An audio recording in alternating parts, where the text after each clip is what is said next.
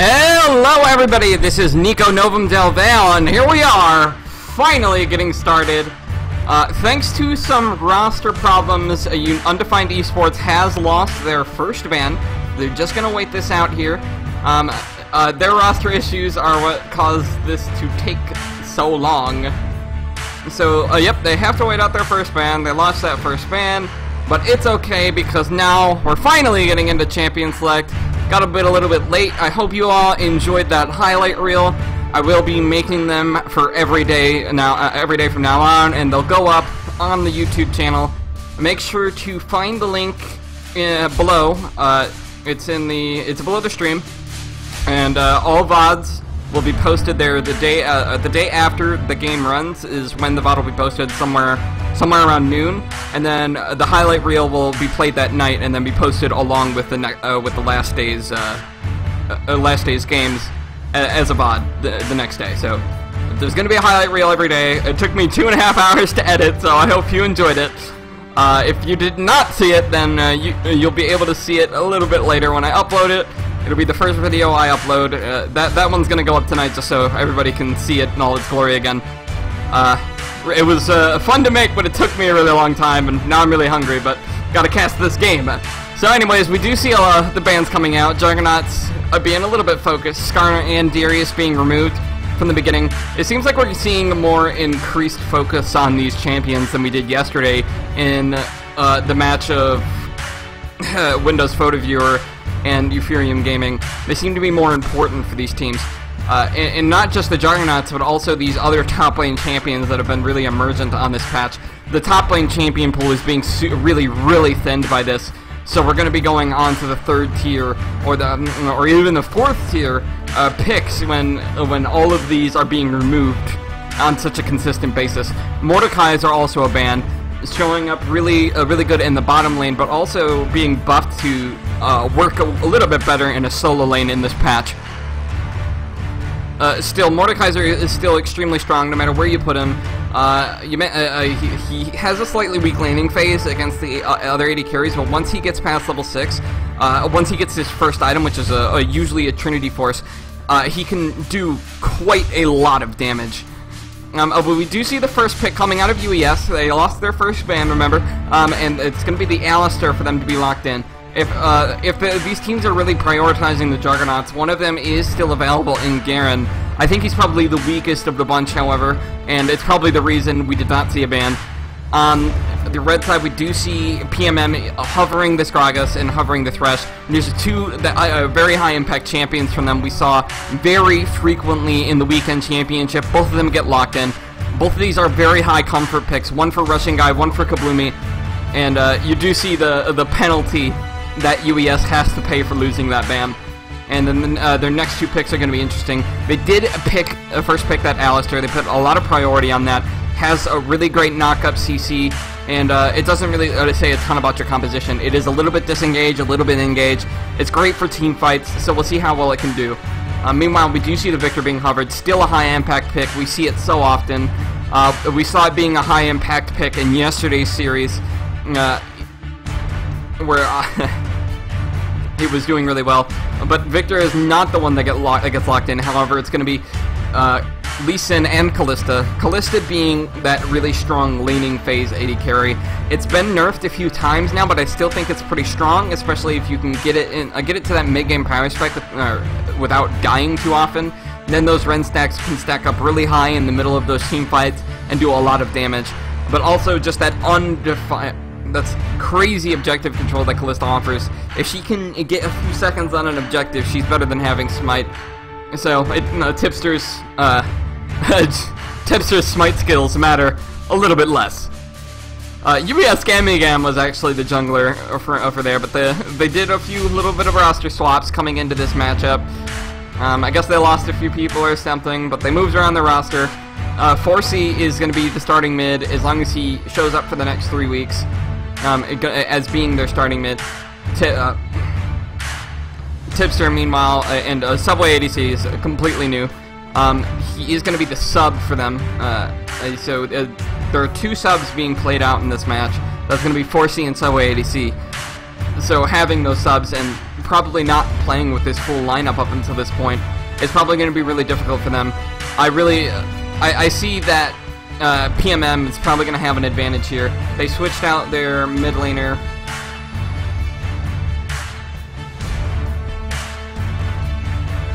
Which was Hentel the other week.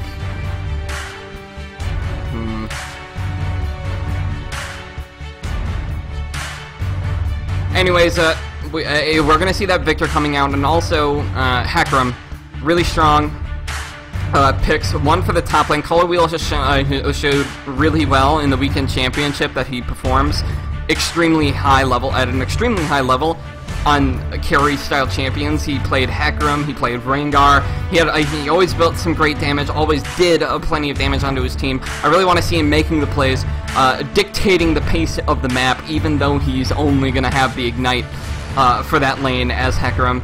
Looks like Sivir is going to be the one to be hovered next. This is a composition they actually liked running back in the weekend championship, where they would pick Sivir up for Midnight Drop. Really strong, a really high priority pick for them. And have the Hecarim, have the Gragas, all of these champions that really benefit from that movement, that burst of movement speed that Sivir offers to a team when she's the AD carry. Victor is the least important pick of this lineup, honestly, but it's always going to be a very high priority pick just because it's so strong in the middle lane right now. But anyways, talking about the final two picks that came out from UES, we did see Gnar, we did see Orianna. So once those trades come in, we're going to see the Orianna in the mid lane, and Blitzink is going to be playing that Gnar in the top lane. Really, it's a real switch around, a switcheroo of their roster here. So honestly, I don't have a lot of confidence in UES this game. All of them playing roles that I'm not sure even some of them actually main. And it's just their roster was a little bit messy coming into tonight, so I don't have a lot of confidence into them, whereas PMM still playing with that same roster that got them all the way to the finals in the weekend championship, minus mid laner, of course. We are going to getting into the game soon, or rather the delay is going to be starting, so we're going to have 3 minutes to talk a little bit more about what's going on here. I'm wondering as to the first pick priority that UES decided to invest in Alistar. It seems like a bit of a strange thing to focus on. It's not something Russian guy really prioritizes, so it's not super important to pick it up early in your rotation. But honestly, none of the champions that they picked are things that I think PMM would have taken away from them. So maybe it didn't really matter in this draft. But it's a potential weakness in the drafting phase that they may want to look at. Drafting is a lot more important in these tournament-style plays than any of these teams are used to. And once we get a few weeks into this tournament, I think we'll see the skill level of teams during the picks and bans being a lot stronger, just because they'll be more experienced handling teams that are picking certain things and doing certain things in some way during the draft, where they'll be taking away certain champions that are comfort, or are moving around picks that you generally see out of someone, trying to take them away. It's more of a trade of punches in champions select rather than just each team getting whatever they want, as we've seen in this one. Though I think PMM has gotten the more comfort-oriented champions. I don't know much about the comfort on UES's side, just because they've lost so much of their roster that we saw back in the weekend championship.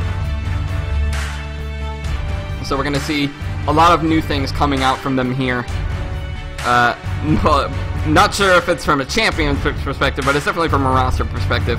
So this is a completely a new team. I'm not sure whether or not they were just thrown together, to be totally honest. So it might be really messy. Their teamwork is most likely going to be off. I'm going to watch for that in Game 1, but maybe they get just enough practice in Game 1, refine their shot calling. Maybe they can surge back in Game 2, maybe take this to 3 games, or maybe they just have some really natural synergy and they pick it up. They have their really high level from the beginning. I don't see that happening, though. They did drop out of the weekend championship pretty early, if I remember. One of the first teams to bounce out. And they're playing against a team that made it all the way to the finals, so it's going to be interesting to see if they've improved at all in the past few weeks, even though they're it's not really this much of the same team anymore. So we'll definitely see. 20 seconds more into the lay before we can get started. I'll talk a little bit more about this Gragas pick that Kabloomy has set his sights on so often. He just seems so comfortable on this champion. Yes, his early pressure can sometimes be a little bit weak, but once he gets into team fighting, just by far the best team fighting I've seen in this league from any jungler. Always facilitating engages, always creating opportunities for his teammates. We are going to getting into the loading screen right now. Going to be interesting to see how this game goes. I'm really excited to cast for you guys, even though I'm a little bit hungry because I edited together that awesome highlight reel, which I'm actually gonna play it again at the end of the stream for anyone that didn't see it. So stick around for that. But right now we're getting into the game, and we are seeing Undefined Esports on the blue side. This is only for game 1. They've chosen the red side for game 3, and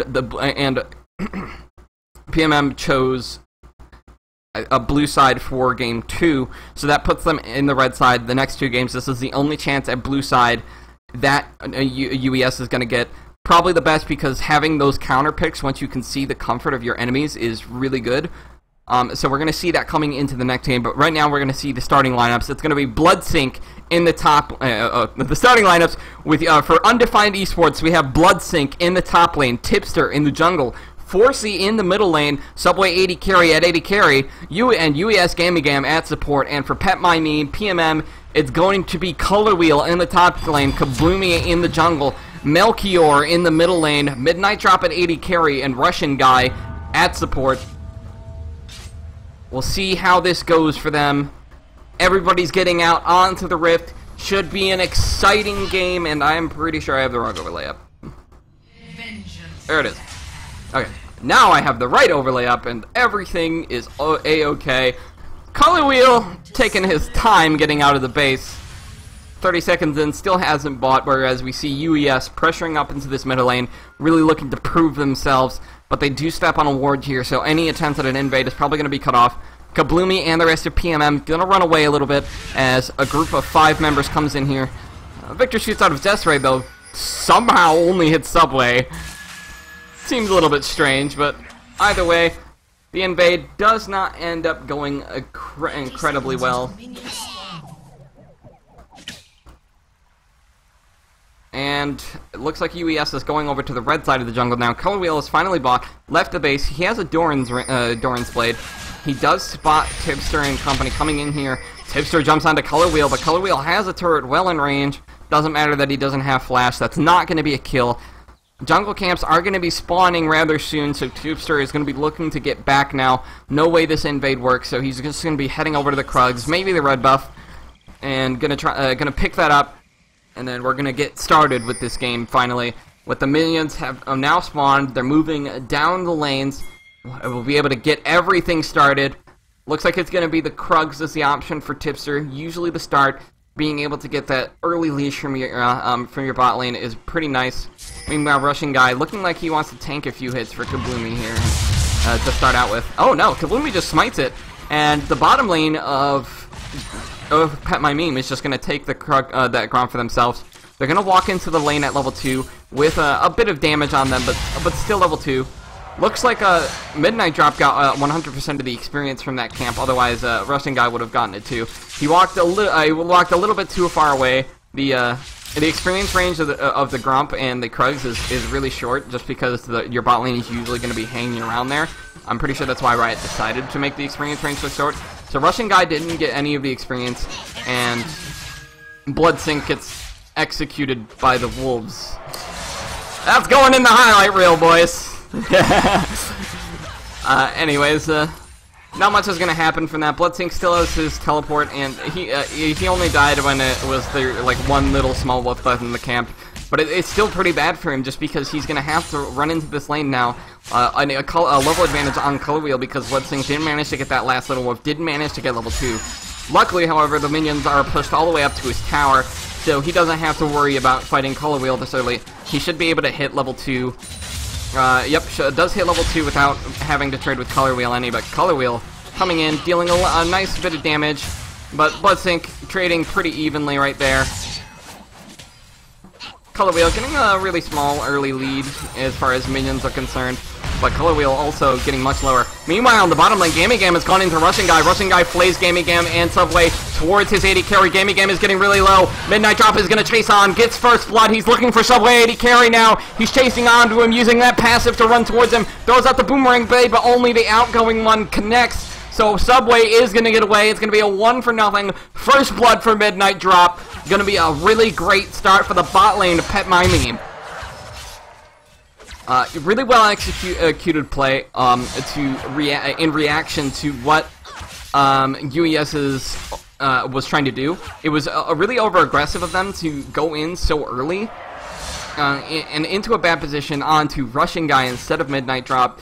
Midnight Drop having that level advantage means that he's going to have just that little extra advantage that comes from stats that people really tend to underestimate in the early part of the game. But anyways, Color Wheel doing a lot of damage to Bloodsink. Meanwhile, on the bottom lane, Russian Guy lands an amazing hook onto Subway, but it's not going to mean a kill. Midnight Drop trading in, and in the top lane, Bloodsink's trying to escape, but Color Wheel is going to secure the kill. Some action going on across the map. PMM establishing an early lead. And Russian Guy, that crazy hook earlier, but oh wait, never mind, Tipster is ganking in the bottom lane. Midnight Drop's been tossed into the fight, but he flashes over, uses the spell shield to block the pierce from Callista, but here comes Tipster, jumps with the Sonic Wave onto Sipper, but the death sentence from Russian Guy manages to keep Midnight Drop safe. Midnight Drop is on the run, but Russian Guy looks to be in trouble. Gets knocked away by Gammy Gam. That was a bad headbutt, but no, he managed. Never mind, he walks up, uses the Pulverize. Tipster manages to get the kill onto Russian Guy, but that still goes 2 for 1, or no, 1 for 1 in favor of PMM, because they're the ones who managed to get a kill onto their AD carry. Midnight Drop getting a really great early lead, not only in CS but also in kills, so he's going to have a ginormous gold lead coming into this lane. 2 long swords picked up from Callista against a BF sword from Midnight Drop. That's not a good sign at all. And Gaming Game hasn't even hit level 6 yet. That's the time in lane you want to be playing aggressively on Alistar. You have a really good window to make aggressive plays once you hit level 6 on Alistar, because you can use that ult to be immune to CC and tank so much damage. But that's not the case here, because Gaming Game has made such over-aggressive plays early, and it's really costing UES. So Color Wheel is aggressing onto Bloodsink in the top lane right now, although it looks like he is not getting the advantage out of that one.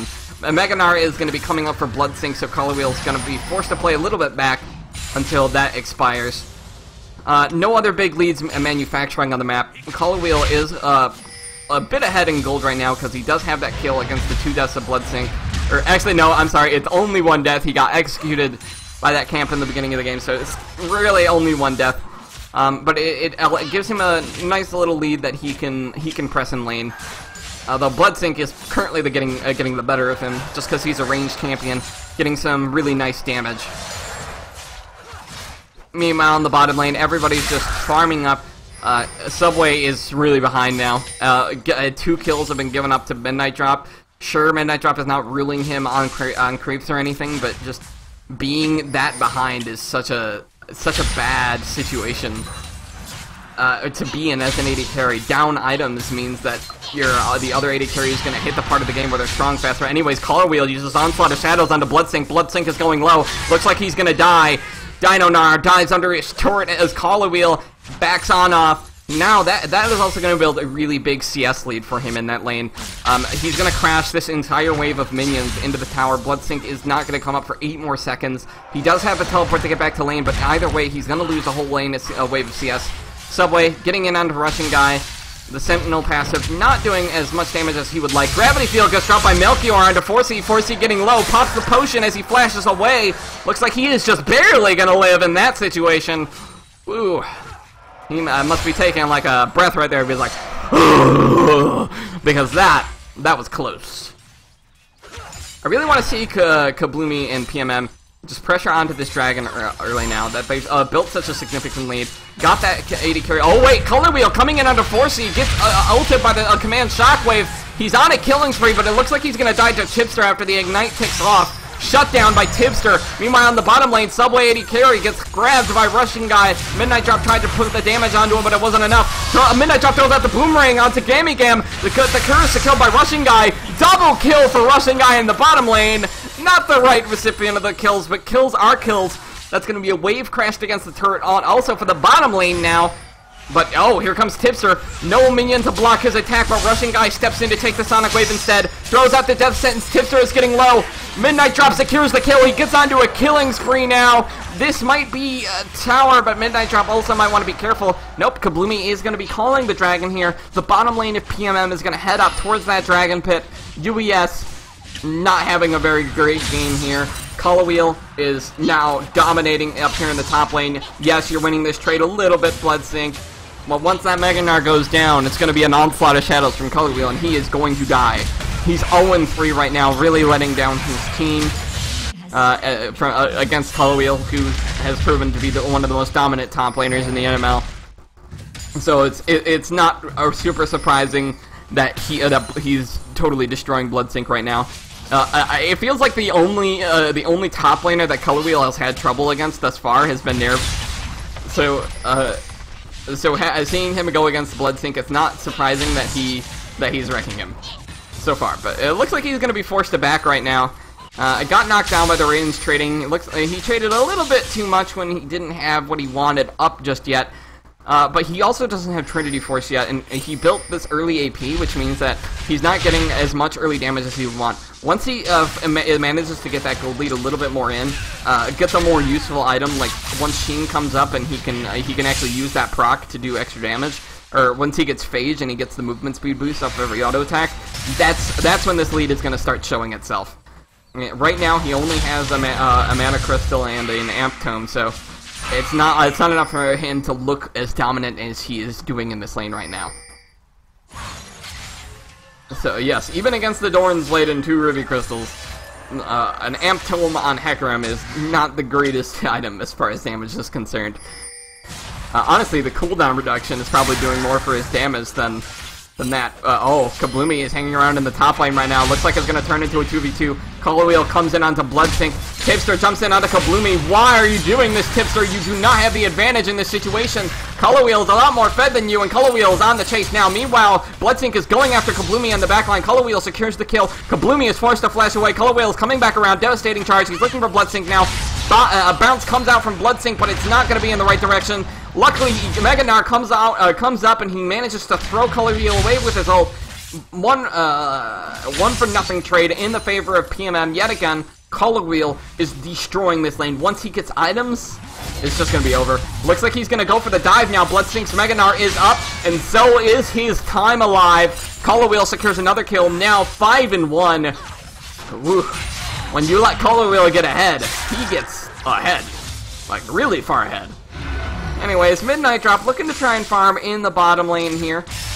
Bloodsync doing really poorly in the top lane, 0-4 now. And so now both the bottom and top. Oh, what a hook from Russian Guy!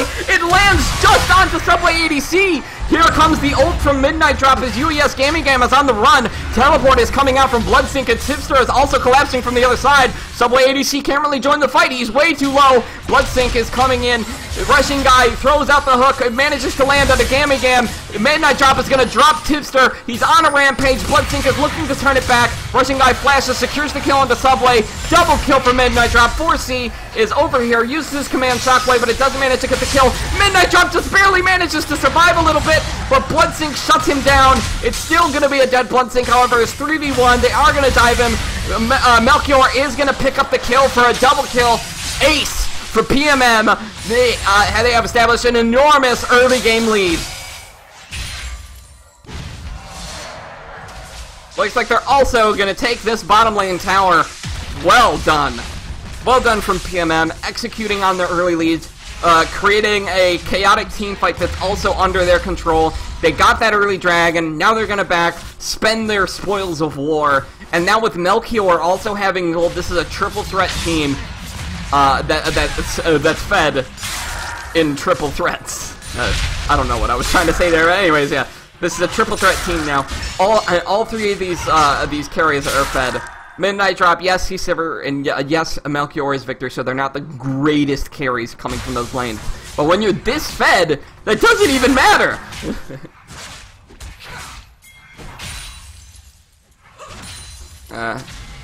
So yeah, I'm surprised at how many kills have come through. Yeah, oh wait, never mind. Color Wheel's coming in onto the with the onslaught of shadows onto 4C, but 4C immediately flashes out.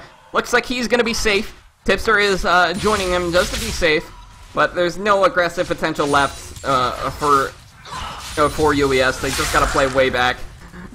They're basically done at this point. Here comes Midnight Drop. He's coming in onto Subway ADC. Fate's Call comes out from Midnight Drop, but Game throws himself behind and tries to get that headbutt back into the turret, but it isn't going to go his way. Game is going to drop as well for a double kill for Midnight Drop. Command Shockwave comes out from Color Wheel, pulls him out of the devastating charge, but Melchior looks like he's going to secure the kill with the Chaos Storm. Melchior's on a killing spree. They're pushing up the minions in the middle lane. And it looks like it's going to be yet another tear for PMM as they push their ever-growing lead. It's going over 10k. And if you're over at a 10k lead at 14 minutes, this is just disastrous. UES doesn't even look like they're on the level that the PMM is playing at. But to be fair, I did predict that this would probably happen. Not having a stable roster just ends in this. Russian guy lands yet another amazing hook onto Subway. Midnight Drop is on a killing spree. He's still taking the tower, but he drops it now. The Russian guy going to be the one to take the tower now, or not. Looks like they're not going to opt to turret dive. Gam's on the chase. He's looking out at Midnight Drop. Flash headbutts. I don't know why he did that. Crits are coming out from Midnight Drop. They're looking to kill but it's not going to be enough as Bloodsync joins. Bloodsync grabs the Dark Passage to get right on out. Doesn't get any mana. Midnight Drop is dropping low. Bloodsync's trying to jump over the wall, but Kabloomy stops him. Body slams over the wall to stop him, but 4C has secured the kill onto Midnight Drop. Kabloomy's on the run. Rock gets crashed into Kabloomy as he gets slowed down. Tipster has joined the fight. Tipster is going to secure the kill. Slightly better fight coming out from UES. They managed to pick up 2 kills, but that's not really going to mean that much at this part of the game. They need to create more very quickly if they want to stay in this match. 9,000 gold lead in favor of PMM, so that's going to be a very big lead they need to transcend. UES Game is really low. No mana, no ultimate. He really shouldn't be here. And Russian guy throws out the hook, drops the ignite. Russian guy is on a rampage as the support. Russian guy also looking for more. Doesn't have any backup, so it's just a little bit of a half-hearted death sentence. And with no mana, he is also going to back. Whew. This game just won't slow down, and that's how I like him. Melchior looking to come in here. He sees Tipster, throws out the upgraded Death Ray, does a nice amount of damage. Oh, Midnight Drop is joining the fight here. Throws out the On the Hunt. Tipster manages to get away by jumping to 4C, however, and it looks like that's going to be a wasted ultimate. And Melchior is going to pick up the blue buff from his jungler. Everything just falling into place for PMM. Got a little bit touch and go there for a minute, but it's still going pretty well for him. Midnight Drop super ahead, 8, 2, and 4. Probably an enormous gold lead in this lane. Honestly, I'm surprised he doesn't have more CS. Color Wheels coming in onto Bloodsync in the top lane, though, so we're going to cover that. Onslaught of Shadows comes out, but it doesn't fear him long enough for Color Wheel to secure the kill. And with it gone, Bloodsync tries to be clever, but it's not going to succeed. Color Wheel's on a killing spree, manages to finish him off yet again. Everybody from UES is just in trouble gold-wise, except for Tipster. Tipster walks onto that gravity field. Melchior throws out the Chaos Storm, but it doesn't manage to get the kill. Tipster yet again manages to save himself by jumping back to his teammates. But Midnight Drop is taking tracking away this bottom lane tower.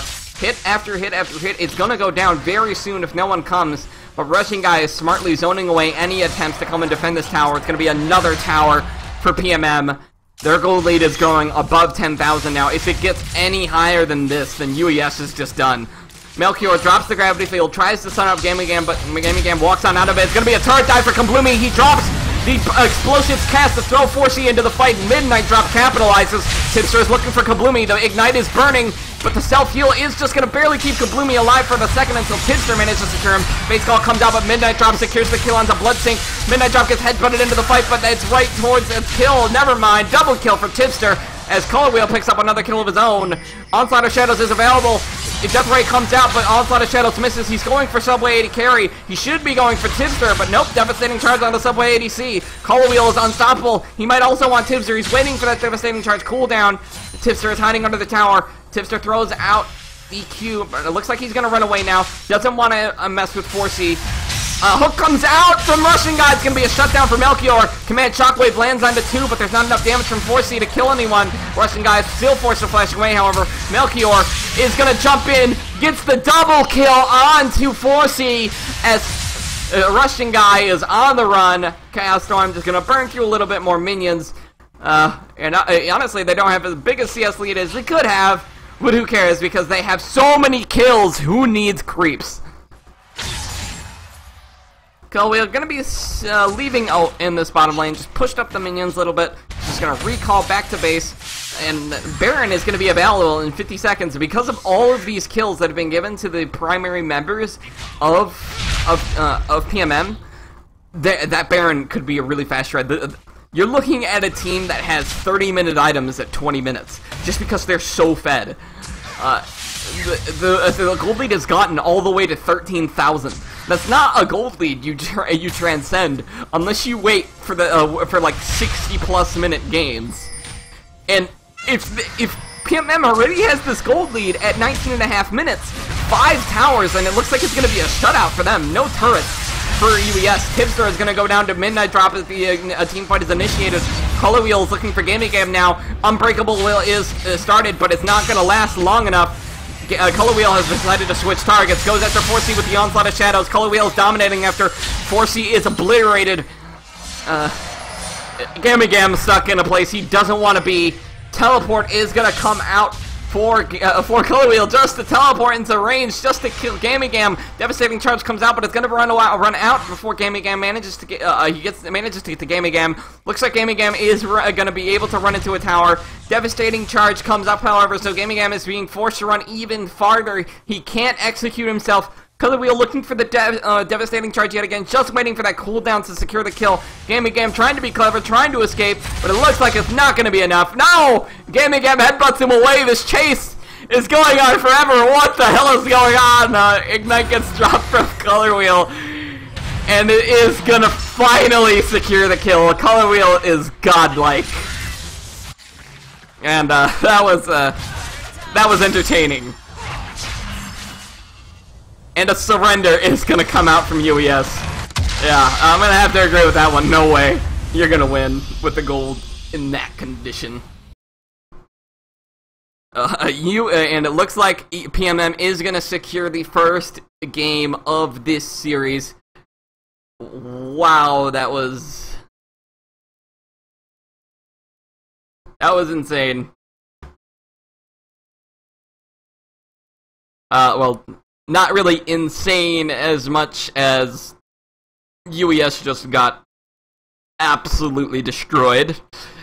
Don't really like games like that. A little bit boring.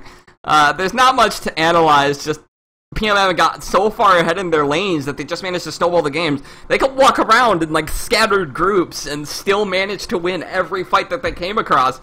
Yes, they lost a few people every now and then, but that's only because they were spending so long on a base that they're sitting on a lot of gold, or they were sitting on very low health. Those are the only kills that UES managed to pick up all game, except for that one little fight where they managed to pick up 2 kills. Like, the best game that best fight that UES had all game was picking up 2 kills in a fight. That's how bad the situation got for them, and that's why they lost that game. We're gonna take a 15-minute break now. Not much for me to analyze. Gonna be the end for this game. We're gonna be moving on to the next one. PMM is gonna move on to the next game with a 1-0 lead. And cut, I guess.